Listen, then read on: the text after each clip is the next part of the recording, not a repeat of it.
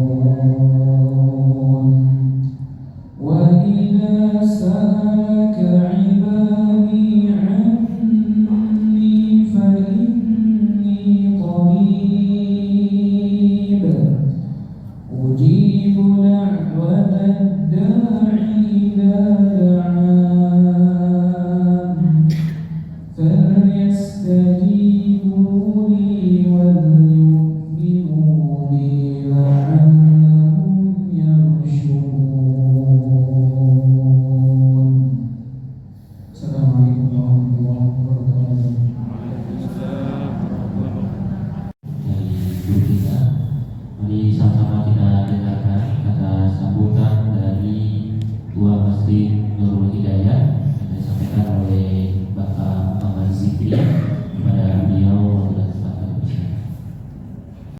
Assalamualaikum warahmatullahi wabarakatuh. Alhamdulillahirabbil alamin wassalatu wassalamu ala asrofil anbiya'i wal mursalin sayyidina Muhammad wa ala alihi wasallam.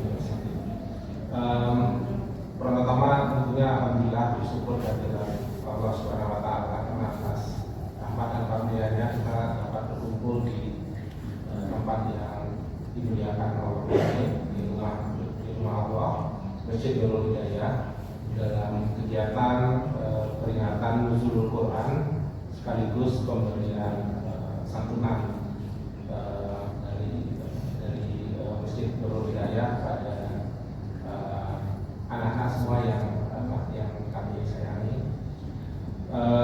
yang kami muliakan tentunya Ustaz Iqbal Musa, kemudian Ustaz Ahmad Yaman yang nanti juga akan menyampaikan tausiah. Terima kasih Ustaz Yaman yang berkenan hadir. Kemudian pada yang kami hormati juga para pengurus pondok ya, pondok dan juga dari pengurus lingkungan dari Majelis Taklim RW 01 ya kalau nggak salah, yang saat ini Pak hadir, dan Bapak Ibu semua, dan tentu juga anak-anak semua yang kami sayangi. Kegiatan ini rutin kita lakukan di setiap Ramadan, dan ini bertepatan dengan momen Nuzulul Quran. Mudah-mudahan anak-anak semua mendapat dua manfaat ya, baik itu manfaat tausiah ceramah rohani dari Ustaz Ahmad Yaman, dan juga nanti mungkin ada sedikit donasi gitu ya, santunan gitu ya, diberikan pada anak-anak semua. Mudah-mudahan itu bermanfaat. Kalau jangan dilihat nominalnya, tapi keikhlasan dari para donatur ya, yang telah menitipkan ke Masjid Nurul Hidayah untuk disalurkan ke anak-anak semua. Kemudian tentunya terakhir kami juga terima kasih kepada semua pihak yang telah mensukseskan kegiatan ini. Mudah-mudahan kerjasama yang baik ini bisa kita lanjutkan di tahun-tahun yang akan datang. Ini demikian, biar tidak berlama-lama di acara puncaknya, yaitu dengan syukuran. Mari kita simak ceramah dari Ustaz Ahmad Yaman, dan nanti setelah itu kita akan lanjutkan dengan pemberian santunan. Jadi taufiq hidayah. Assalamualaikum warahmatullahi wabarakatuh. Waalaikumsalam. Terima kasih kepada Muhammad Zikri yang telah memberikan kata sambutannya.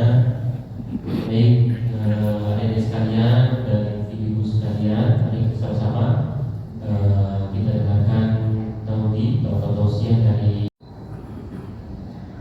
Assalamualaikum warahmatullahi wabarakatuh. Alhamdulillahilladzi anzalal Qur'ana hudan linnas wa bayyinatin minal huda wal furqan. Asyhadu an la ilaha illallah wahdahu la syarika lah, wa asyhadu anna Muhammadan abduhu wa rasuluhu alladzi la nabiyya ba'dah. Allahumma shalli wa sallim wa barik ala asyrafil anbiya'i wal mursalin wa ala alihi wa ashabihi wa man sara ala nahjihi ila yaumiddin, amma ba'd. Shaimin wa shaimat rahimani wa rahmatullah, wabil khusus para pengurus DKM Masjid Nurul Hidayah yang dimuliakan Allah Subhanahu wa taala, para imam, kemudian juga Ustaz Iqbal yang dimuliakan Allah Subhanahu wa taala, para santri, ibu-ibu yang hadir di majelis yang insyaallah diberkahi oleh Allah Subhanahu wa taala. Alhamdulillah, tiada kata yang pantas dan layak untuk senantiasa kita lafazkan dalam setiap desah nafas kehidupan kita selain kalimat puja, puji serta syukur hanya kepada Allah Subhanahu wa taala. Kita masih diberikan nikmat sehat, nikmat umur, nikmat kesempatan, wabil khusus di bulan yang mulia ini, bulan Ramadan. Sudah hari keberapa Bapak Ibu? Dari berapa? 17 ya. Sudah beli baju lebaran? Oh.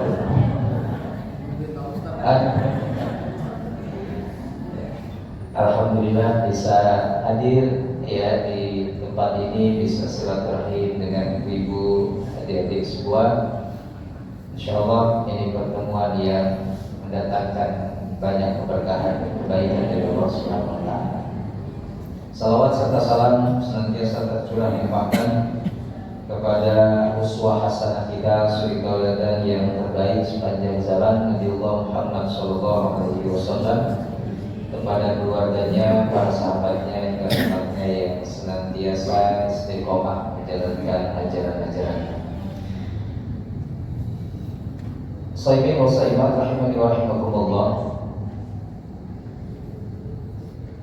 Peristiwa nuzul Quran atau turunnya Al-Quran. Jadi Ramadan itu, adik-adik ibu, istimewanya karena diturunkan Al-Quran di bulan tersebut. Setidaknya ada dua keistimewaan Ramadan di samping banyak keistimewaan yang lain, tapi yang utama, pertama disyariatkannya puasa di bulan itu. Kata Nabi dalam hadis dari Imam Ahmad, iftaradallahu alaikumusiyam, diwajibkan atas kalian di bulan Ramadan itu asyam, puasa. Yang kedua tadi dibacakan oleh imam kita, secara tersurat jelas sekali Allah menyebut syahrul Ramadan. Jadi satu-satunya bulan yang Allah sebut langsung ya eksplisit tersurat tegas dari 12 bulan Hijriah itu cuma Ramadan dan Al-Quran. Ya, langsung disebut syahrul Ramadan alladzi unzila fihi al-Quran. Bulan Ramadan adalah bulan yang dimana diturunkan Al-Quran di bulan tersebut. Lalu ada hadis Nabi, puasa dan Quran yashfa'ani, akan memberikan syafaat bagi seorang hamba. Kedua amalan tersebut, satu puasa, yang kedua Quran, nanti akan memberikan syafaat, jadi akan menjadi penolong kita di yaumul hisab. Kata puasa, dia bersaksi kepada Allah, ya Allah, masukkan hamba-Mu ini ke surga. Kenapa? Karena dia mampu menahan lapar haus di siang hari itu karena-Mu ya Allah. Puasa namanya. Ya Bapak Ibu, menahan lapar haus saat ini karena Allah, itu akan menjadi syafaat Bapak Ibu. Jadi nanti akan bersaksi puasa kita itu, masukkan dia ke surga ya Allah, karena sudah menahan lapar dahaga di siang hari karena-Mu. Yang kedua, Quran akan bicara lagi kepada Allah, ya Allah, masukkan hamba-Mu ini ke surga. Kenapa? Karena dia sanggup menahan kantuk, ya, menahan kantuk untuk membaca ayat-ayat suci-Mu. Wah, malam-malam kita ya ngantuk-ngantuk gitu Bapak Ibu, adik-adik sambil baca Quran itu menahan kantuk, itu memberi syafaat juga pada hari kiamat. Makanya puasa dan juga Al-Quran ya ibu-ibu adik itu pemberi syafaat. Nah istimewanya Ramadan di dua peristiwa ini, diwajibkan puasa dan diturunkan Al-Quran. Maka nuzulul Quran ya diharapkan tentu bukan hanya sekedar seremonial, ya, bukan hanya sekedar formalitas, tetapi menyatu dalam kehidupan kita, menjadi ruh dalam kehidupan kita, Al-Quran itu. Dan kedua-duanya itu diturunkan oleh di bulan Ramadan. Maksudnya apa? Quran itu, adik-adik ibu-ibu, turunnya itu dengan dua cara Allah turunkan. Satu, turunnya sekaligus anggap ini Quran turun sekaligus gitu ya, 30 juz 114 surat. Ya. Itu turun dari Lauhul Mahfuz tempatnya Al-Quran ke langit dunia disebut Baitul Izzah. Ini diterima oleh para malaikat, diwakili oleh Jibril sebagai Sayyidul Malaikat, sebagai pemimpin dan penggurunya para malaikat. Jibril terima. Kapan itu? Inna anzalnahu fi lailatul qadar. Sesungguhnya kami turunkan Al-Quran pada malam Al-Qadar. Lailatul Qadar kapan terjadinya? Di bulan apa? Cuma ada di bulan Ramadan. Gak ada Lailatul Qadar di bulan lain, gak ada. Allah hanya menetapkan Lailatul Qadar terjadi bulan Ramadan saat itu. Lalu yang kedua, Al-Quran turun kepada Nabi Muhammad SAW dari Baitul Izzah tadi di langit dunia, sudah diterima oleh para malaikat. Turunlah kepada Nabi kita Nabi Muhammad SAW secara bertahap. Kadang 5 ayat, 10 ayat, tidak sekaligus. Ya, selama kurang lebih 23 tahun beliau menerima Al-Quran. Ya, dicicil gitu ya, turunnya sedikit Nabi nerima. Kapan itu turun pertama surat Al-Alaq ayat 1 sampai 5? Di tanggal 17 Ramadan. Ya, jadi Al-Quran itu Ramadan itu tentang Al-Quran, dan Al-Quran identik pasti dengan Ramadan. Sebab turun pertama dari Lauhul Mahfuz ke Baitul Izzah di malam Al-Qadar, dan turun kepada Nabi kita Muhammad SAW diturunkan di tanggal 17 Ramadan. Jadi 22 Ramadan. Ini sejarah-sejarahnya kita harus tahu. Ya, bahwa istimewanya Ramadan itu karena ada Quran. Jadi Bapak Ibu semua, kalau Ramadan kita tidak makin mendekatkan kita dengan Al-Quran, maka Ramadan kita tidak istimewa gitu. Ya. Kalau Ramadan kita ini tidak makin kita kuat hubungan dengan Al-Quran, Ramadan kita biasa-biasa aja. Sekarang sudah hari ke-17. Siapa yang sudah juz 17 baca Quran? Siapa yang sudah juz 17 baca Qurannya? Ada nggak? Kalau satu hari 1 juz ya. Ada yang sudah juz 17? Nggak ada. Ada yang baru halaman 17? Atau jangan-jangan sudah hatam yang kedua kali, sedang kedua kali? Ada? Oh belum. Nggak apa-apa. Artinya gini, Ramadan harus makin mendekatkan kita dengan Al-Quran. Karena bulan ini identik dengan bulan Al-Quran, identik pasti dengan Ramadan. Karena secara eksplisit tadi di surah Al-Baqarah ayat 185-nya disebut syahrul Ramadan alladzi unzila fihil Quran. Bulan Ramadan, bulan di mana Al-Quran diturunkan di bulan tersebut. Ya. Dan kenapa Allah harus menurunkan Al-Quran? Kalau kita lihat, kita flashback ke belakang, bagaimana kondisi peradaban manusia sebelum Al-Quran itu turun, kacau balau. Yang disebut dengan jahiliyah itu, mereka itu bukan bodoh dalam konteks bodoh secara akal, bukan, atau secara akademik kalau kita nggak tahu enggak, tapi bodoh karena tidak mengetahui Tuhannya. Bodoh karena senantiasa berbuat maksiat. Ya, dari mulai menyembah selain kepada Allah, patung, berhala, batu, semua disembah, matahari semua disembah. Itu kebodohan yang paling tinggi. Belum lagi setelah itu dilanjutkan dengan perbuatan maksiat, minum khamar, berjudi, berzina, membunuh, ya. Kemudian ibadah perbuatan-perbuatan haram lainnya. Itulah karena kebodohan. Maka disebutlah zulumat saat itu, gelap. Bukan gelapnya dalam konteks gak ada listrik, gak ada penerangan, bukan. Tapi gelap di sini, hati mereka diselimuti kegelapan oleh maksiat kepada Allah. Turun Al-Quran, disebutlah Al-Quran itu nur. Nur itu cahaya yang lembut. Ya, nur. Makanya kalau nur itu selalu kepada bulan. Bulan itu cahayanya harus lembut kan. Kalau matahari biasanya disebut diaun, sinar, makanya terik. Ya, panas. Bulan itu kan pantulan dari cahaya matahari. Maka halus lembut, malam-malam kita lihat bulan kan enak. Tapi kalau kita lihat matahari, silau kita, bisa buta mata kita kalau dipaksakan. Tapi lihat bulan, makanya Al-Quran itu cahaya, tapi cahayanya lembut. Ya, langsung kegelapan itu kemudian dihilangkan, disikap dengan cahaya. Maka ketika Al-Quran itu turun, terjadi perubahan yang luar biasa dalam sejarah peradaban manusia. Yang tadinya mereka itu benar-benar jahiliyah, benar-benar dalam kegelapan, turun Al-Quran terbimbing dengan cahaya kebenaran, terbimbing dengan cahaya Islam. Ya, jadi itu konteksnya kenapa Allah harus menurunkan Al-Quran. Itulah bukti cintanya Allah kepada hamba-hambanya.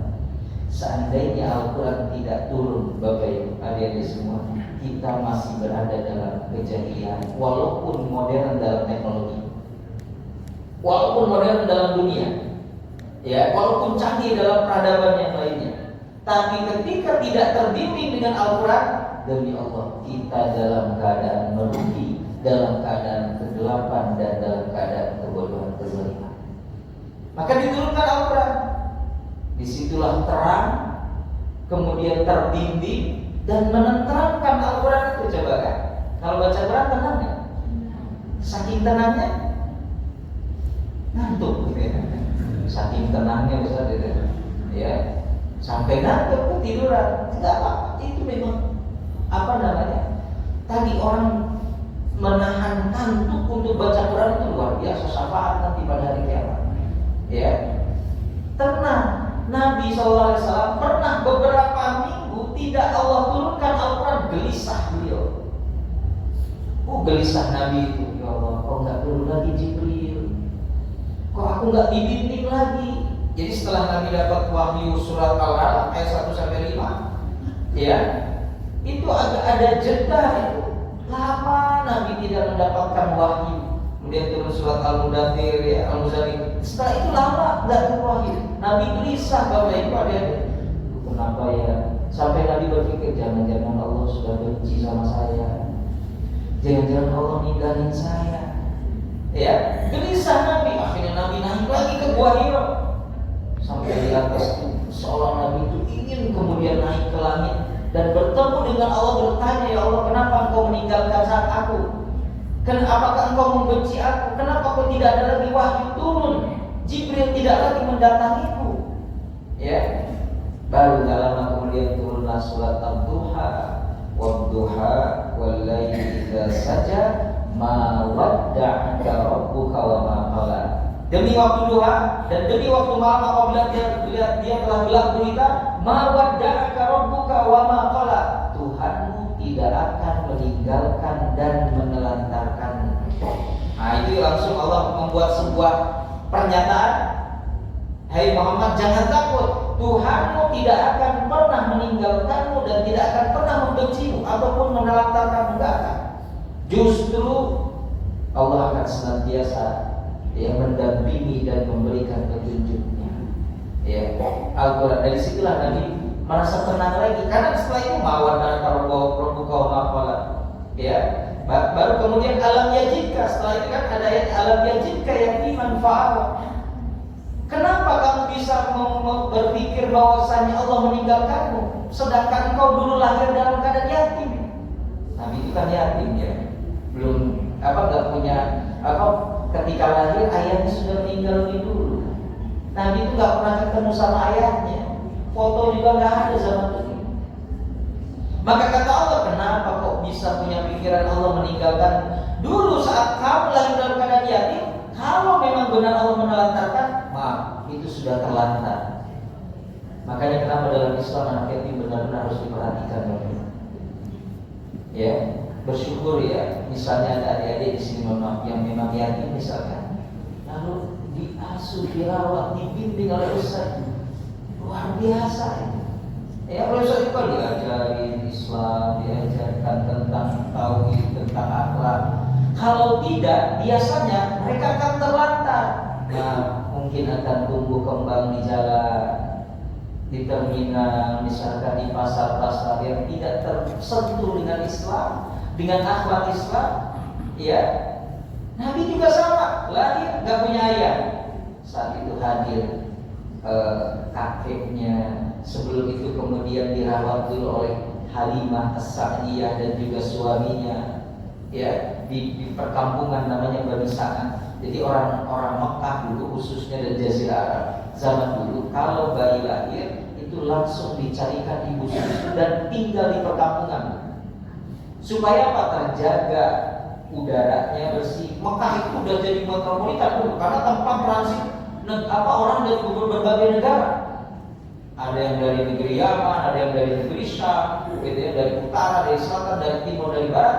Itu makanya kemudian rawan dengan virus, bakteri, ya, rawan dengan penyakit, nggak steril nih. Lalu disimpan atau dititipkan ke perkampungan yang masih bersih, airnya bersih, udaranya bersih, ucapannya masih terjaga. Kan kalau kota metropolitan banyak omongan-omongan dari negara-negara lain, dari kabilah lain, gitu ya. Mungkin omongannya nggak tersaring, gitu ya. Maka dirawat Nabi itu hampir sampai 5 tahun beliau di perkampungan dari sana. Kemudian lanjut oleh kakeknya wafat, kemudian lanjut oleh pamannya. Terus terjaga Nabi Muhammad SAW itu sampai akhirnya kata Allah, alam yajidka yatiman fa'awa. Kenapa kau masih berpikir Allah membenci dan meninggalkanmu? Sedangkan kau dulu yatim dan aku yang merawatmu. Pada prinsipnya Allah yang menjaga, kan? Melalui tangan hamba-hambanya. Ya, wajadaka dhalan fahada, wajadaka 'ailan fa'aghna. Ya, bukankah kau dulu itu kebingungan Nabi itu menghadapi kaumnya, kok kayak begini kaum saya? Fahada, lalu Allah memberikan dia petunjuk. Wajadaka 'ailan fa'aghna, Nabi itu miskin. Ya, ailan itu fakir, miskin. Fa'agna, kata Allah, maka aku cukupkan kamu. Jadi tidak mungkin Allah menelantarkan kepada itu. Ya, Allah berikan itu kepada Nabi SAW petunjuk, dan petunjuk itu adalah Al-Quran. Jadi kalau kata para ulama, Al-Quran itu surat cintanya Allah kepada hamba. Ya, surat cinta. Kalau surat cinta biasanya harus diapa? Dibaca terus kan ya. Ibu ngalamin kan dapat surat cinta? Ya, ngalamin ya.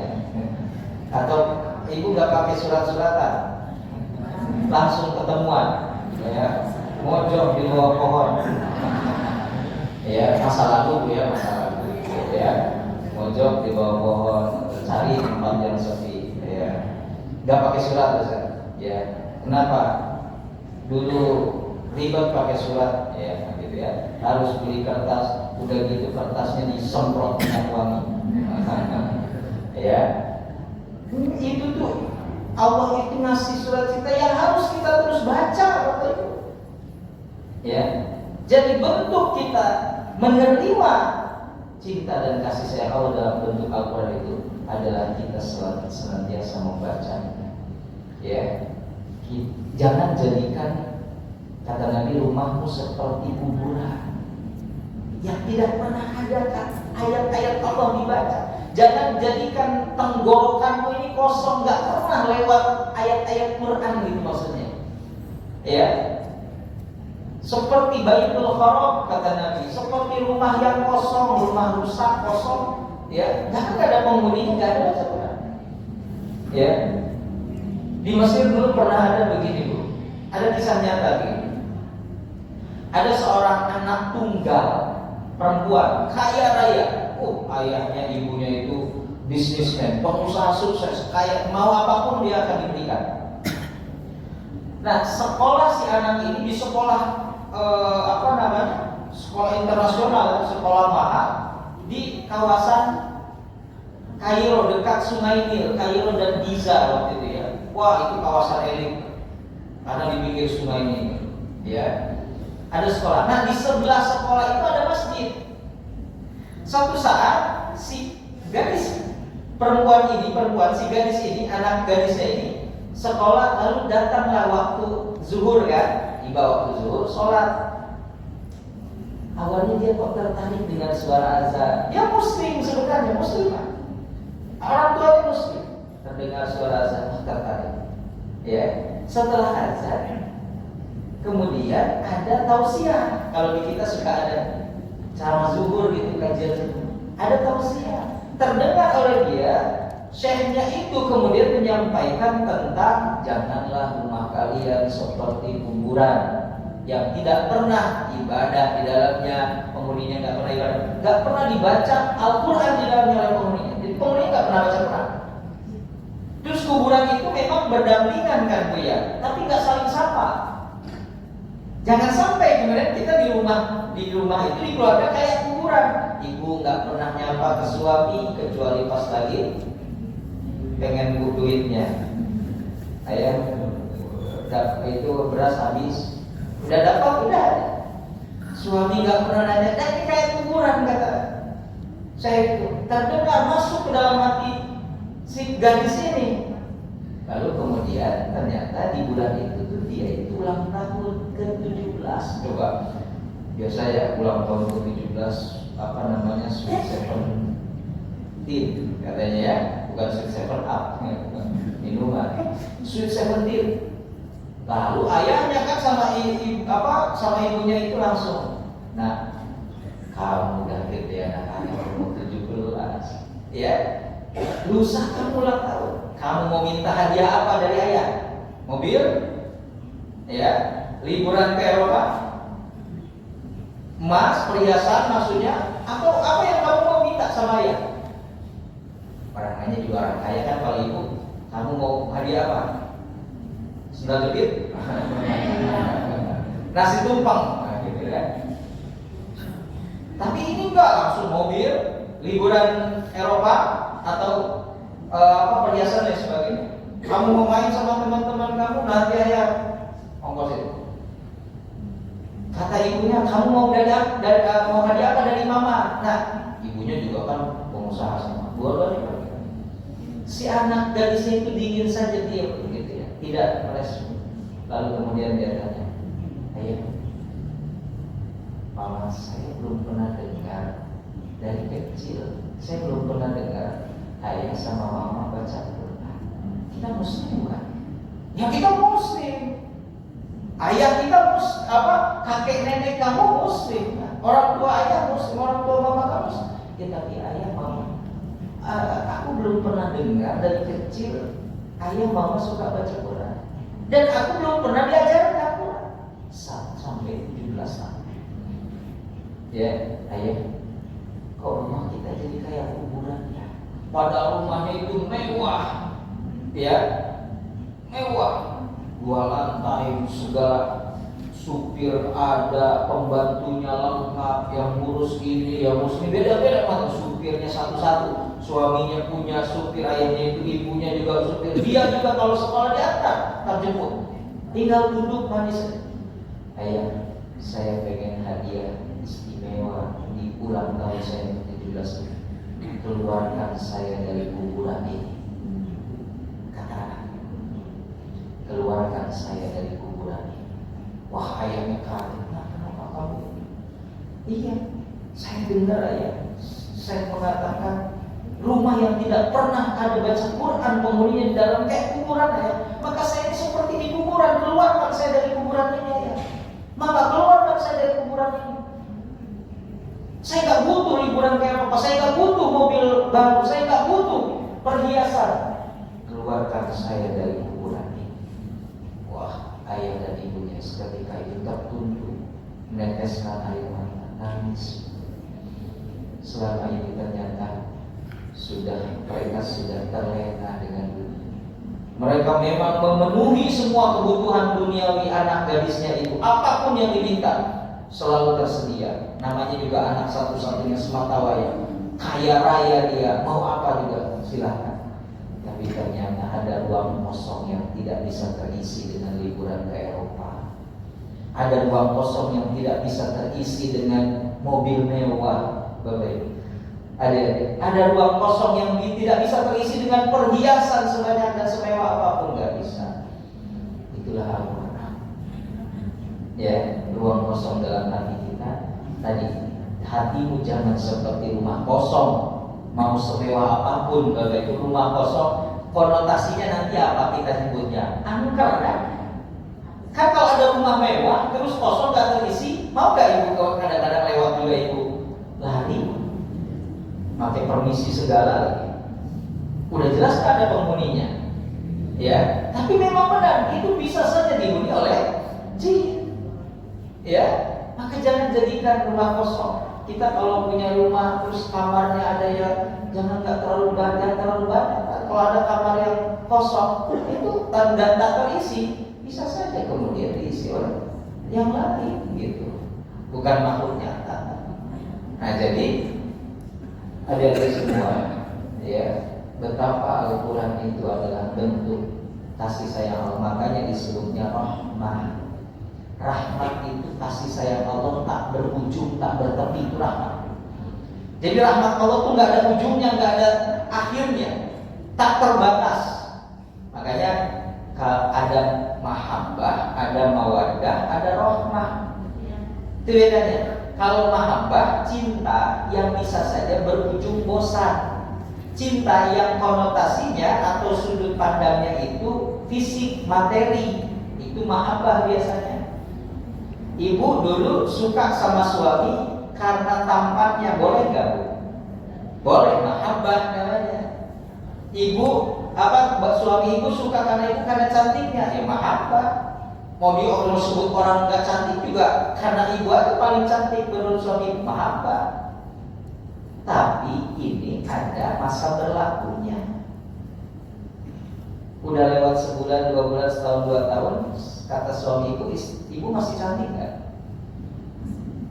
Masih, tapi masih sih mah gitu kan. Ayah mama masih cantik kan? Masih sih mah. Beda dengan waktu awal menikah. Kamu lah yang paling cantik di dunia. Tidak ada yang lewat lah pokoknya. Ya lewat aja dia cantik, lewat emang. Lewat lah artis. Nah, tapi begitu 5 tahun, 10 tahun ibu masih cantik kata suami. Belum. Karena mahabbah itu ada expired date-nya, ada masa berlakunya. Ya, ibu anak melahirkan anak 1, 2, 3, udah kata suami. Fisikku makin kesini makin gak jelas, nah. Ya, begitu ngaca di trapesium apa jajaran meja gak jelas atau abstrak gitu ya. Itu secara fisik, makanya bukan mahabbah. Lalu setelah mahabbah ada mawaddah. Nah, mawaddah yang dicantumkan Allah dalam Al-Quran, wa ja'ala bainakum mawaddah. Mawaddah itu kasih sayang yang makin tahu kekurangan kita makin sayang. Tadi ibu sama suami sama bapak kan makin kesini ibu sama bapak makin tahu, saling tahu kekurangannya kan. Tapi karena mawaddah makin sayang kan. Sayang untuk mengingatkan, sayang untuk sama-sama meluruskan, sama-sama saling menasehati, mengisi kekurangan. Itu namanya mawaddah. Gak lagi lihat fisik, tapi lihat jasanya. Kata suami ibu, memang secara fisik istri saya udah gak cantik lagi, tapi dari rahimnya lahir anak-anak saya. Dia bertaruh nyawa, bertaruh hidup dan mati untuk melahirkan anak saya. Sayang, mawaddah. Kata ibu, memang suami saya tidak sekekar dulu, tidak setegak dulu, tapi dari tangan dan kakinya lah dia mencari nafkah untuk saya. Di bawah terik matahari dia panas-panasan, hujan-hujan untuk mencari nafkah yang halal dan berkah. Jadi saya mawaddah namanya. Tapi yang puncaknya adalah rahmah. Rahmah ini Allah, manusia enggak. Cuma Allah yang punya, diturunkan oleh Allah kepada manusia gitu. Itu rahmat. Makanya kata Nabi dalam hadisnya, Allah itu punya 100 rahmat. Diturunkan 1 ke dunia, tapi 1 rahmat itu bisa binatang buas bisa saling sayang kepada anaknya. Suami istri saling sayang, anak ke orang tua ke anak saling sayang. Itu rahmat, padahal cuma 1% yang Allah turunkan, tapi kita bisa saling menyayangi. Itu rahmat Allah. Yang 99 Allah simpan nanti di surganya. Bayangkan 1% aja rahmat Allah kebagi semuanya dan tidak pernah kekurangan. Ya, ini kan kita kumpul di sini berkat rahmat Allah. Kalau nggak ada rahmat Allah, nggak ada kumpul. Saya nggak akan sampai sih. Ya, Bapak Ibu juga dia nggak sampai ke sini. Rahmat Allah 1% aja diturunkan ke dunia itu berlebih, ya cukup berlebih bahkan. Nggak ada yang nggak dapat gitu, nggak ada yang nggak kebagian. Sebagaimana dengan 99% nanti yang Allah simpan di surganya Allah nggak terbaik sama kita. Makanya Bapak Ibu ini semua Quran harus benar-benar menjadi ruh dalam kehidupan kita. Itu tuh tanda kasih sayang Allah rahmat kepada kita. Maka kita harus jaga itu. Baca, tadabburi dengan artinya, terjemahannya, lalu kemudian adik-adik hafalkan. Wah, adik-adik ini masih fresh ya. Kalau ibu-ibu kan hafal satu surat yang udah hafal hilang. Ya, hafal Al-Ikhlas, An-Nas hilang gitu ya. Hafal Al-Kafirun nggak tamat-tamat ibu Al-Kafirun. Muter aja. Wala antum abiduna ma'abud, wala ana abidu ma'abadtum, wala antum abiduna ma'abud, wala ana abidu. Hafal surat Al-Asr, larinya ke At-Tin. Wa asrina lisana bi husni illal ladzina amanu wa 'amilus solihati falahum ajrun ghairu mamnun. Kenapa Al-Asr jadi ke At-Tin? Nah, ibu faktor usia ya. Tapi kalau adik-adik, wah 30 juz 30 itu insya Allah cepat ya, nambah sampai An-Nas ya. Nanti juz 29 itu cara kita mensyukuri nikmat dan rahmat Allah yang berbentuk Al-Quran yang Allah turunkan di bulan Ramadan. Nah, Bapak Ibu yang dimuliakan oleh Allah Subhanahu wa taala, itu yang bisa saya sampaikan pada kesempatan sore hari ini. Semoga menjadi ilmu yang bermanfaat bagi saya pribadi khususnya dan umumnya bagi kita semua yang hadir. Terima kasih Bapak Ibu adik-adik semua sudah bisa hadir berkumpul bersilaturahmi di sini, dan kita doakan para donatur ya yang sudah menyisihkan hartanya untuk kita semua khusus di bulan Ramadan ini diberikan keberkahan Allah Subhanahu wa taala, sehat keluarganya dan saleh-salehah keturunan. Ya, jazakumullah khairan atas perhatiannya. Mohon maaf jika ada kekurangan dan kesalahan. Aku qouli hadza wa astaghfirullah li wa lakum. Wassalamualaikum warahmatullahi wabarakatuh.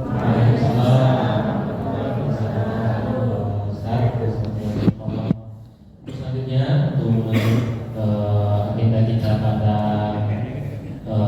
sore hari ini akan melakukan pertemuan akan ditutup dengan pembacaan doa oleh imam besar kita, Situ Tidak Ustaz Muhammad Imam Besar.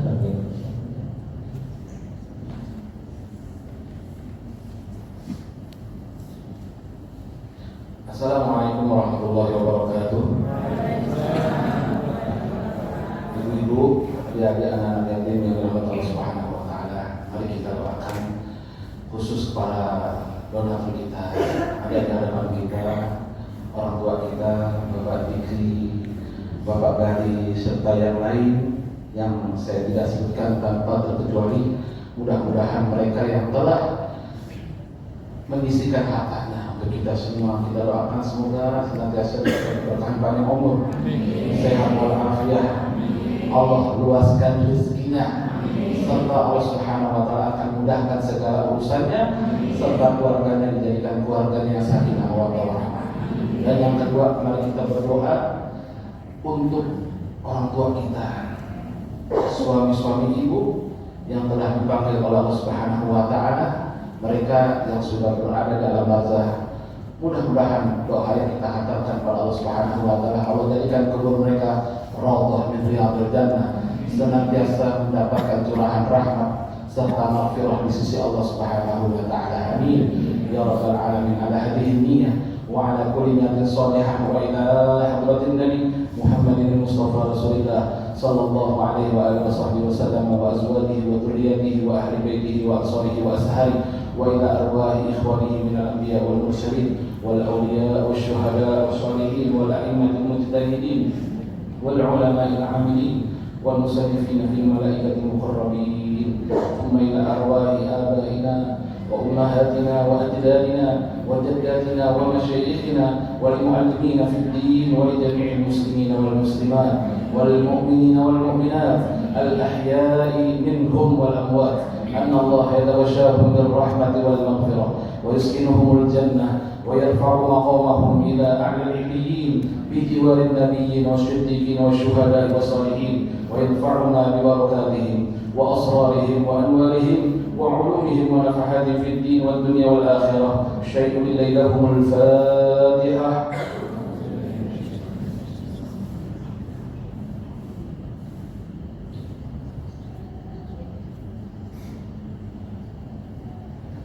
بسم الله الرحمن الرحيم. الحمد لله رب العالمين حمدا يوافي نعمه ويكافئ مزيده. يا ربنا لك الحمد ولك الملك ولك الشكر كما ينبغي جلال وجهك وعظيم سلطانك. سبحانك لا نحصي ثناء عليك أنت كما أثنيت على نفسك. ولك الحمد حتى ترضى ولك الحمد إذا رضيت ولك الحمد بعد الرضا. الحمد لله رب العالمين. اللهم صل على سيدنا محمد عبدك ونبيك ورسولك النبي الأمي وعلى آله وصحبه وسلم. اللهم تقبل منا صلاتنا وقيامنا وصيامنا وركوعنا وسجودنا وتضرعنا وتعبدنا وتمم تقصيرنا يا الله يا إله العالمين ويا خير الناصرين برحمتك يا أرحم الراحمين. اللهم فارق الفرقان ومنزل القرآن بالحكمة والبيان. بارك اللهم لنا في شهر رمضان. بارك اللهم لنا في شهر رمضان. بارك اللهم لنا في شهر رمضان. اللهم إنا نسألك رضاك والجنة ونعوذ بك من سخطك والنار. اللهم إنا نسألك رضاك والجنة ونعوذ بك من سخطك والنار.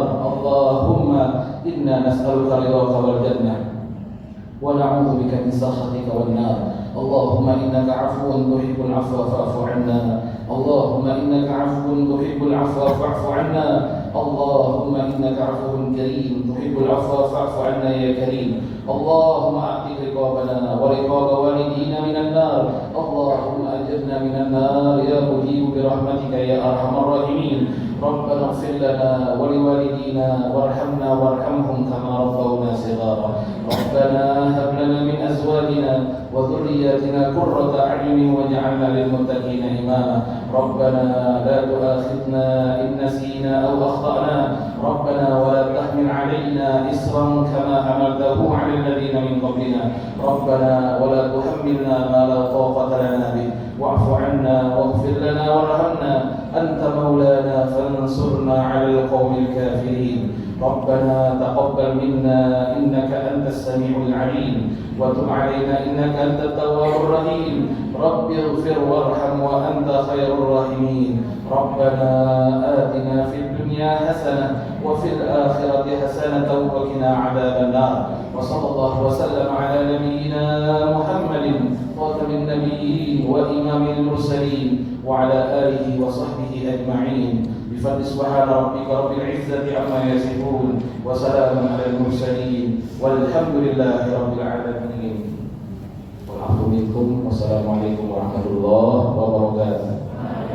Assalamualaikum warahmatullahi wabarakatuh. Terima kasih kami ucapkan kepada Ustaz Iqbal Musa. Selanjutnya Ibu sekalian, kita lanjutkan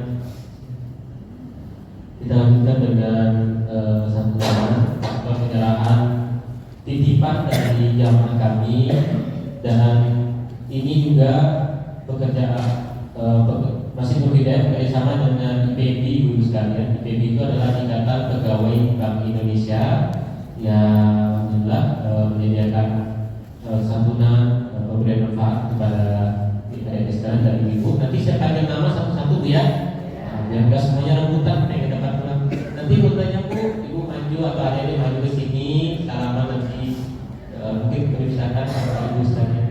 Oh Pak Ziki, Pak Gali, Ustaz, Bu ya. Nanti juga jamaah sekalian juga insya Allah kita siapkan juga untuk seluruh jamaah. Baik, saya panggil satu-satu ya, kita mulai dari adik sekalian. Dari Muhammad Syafiq, silakan. Ibnu Ferdiansyah, Sakinah, Risma. Oh ya, ini satu dulu, nanti usah pakai ini.